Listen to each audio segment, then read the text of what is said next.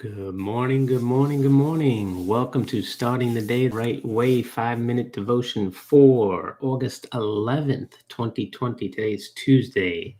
Hope everyone is off to a good start so far today.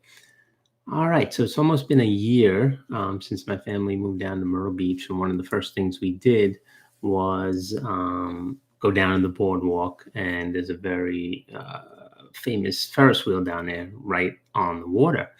And my son was a little bit afraid of heights, but he wanted to go. So we didn't want to hold him back or anything like that. So we went on, and as it started to go higher and higher, he's like, whoa, I can see all of Myrtle Beach from here. And look, I can see the whole ocean. And he was just really awestruck by it. And it's cool. It's cool to get a higher view of things.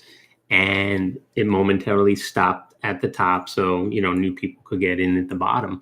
And while we were perched up there, I said, look over this way, and if we go down that way, that's where Mickey lives, a few hundred miles more down south. And we used to live over there in New York to the left, but 800 miles that way. And he's like, Daddy, whoa, the ocean is so big. So it just really changes your perspective on things when you get above things, right? When you get a higher look at things, or a really close-up view on things. And that led me to this verse this morning.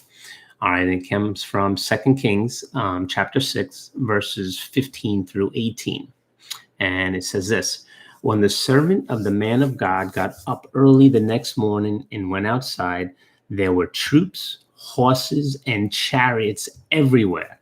Oh, sir, what will we do now? The young man cried to Elijah.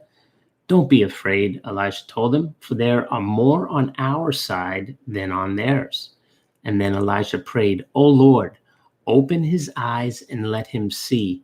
The Lord opened the young man's eyes, and when he looked up, he saw that the hillside around Elisha was filled with horses of chariots of fire. As the Aramean army advanced towards him, Elisha prayed, O Lord, please make them blind. And so the Lord struck them with blindness, as Elijah had asked. So I think in times of confusion, in times of loss, in times of pandemics, we really need to gain God's perspective on things. My son is actually a twin. I think I've mentioned it before on it. He's actually a twin, but his sister passed away after only 36 hours. She had a condition that me and her mother knew, but we don't believe in abortion, so we gave God every opportunity to work it out. And he decided to take her home.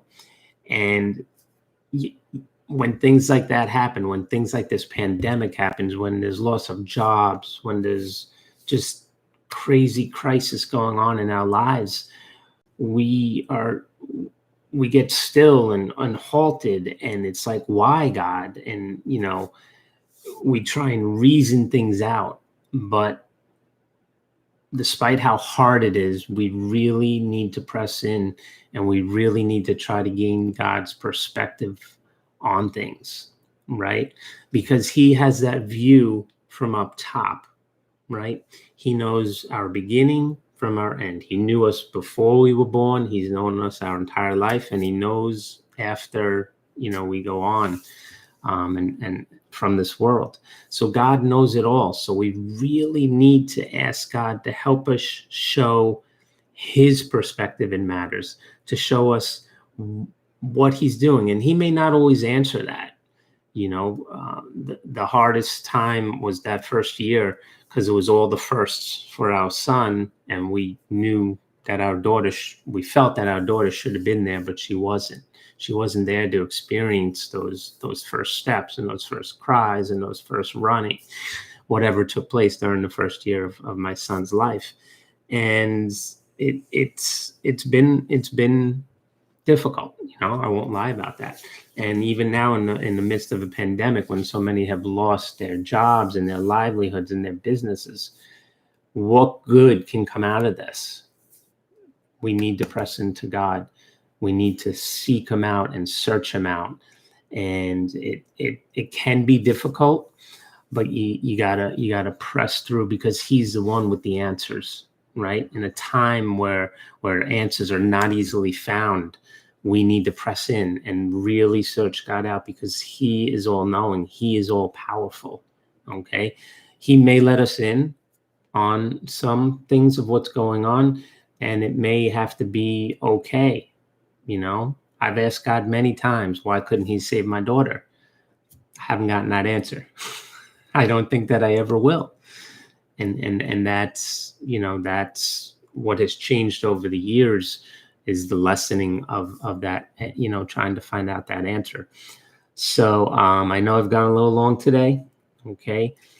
Dig into this. This is something that is again, so much longer than 5 minutes can be spent on this.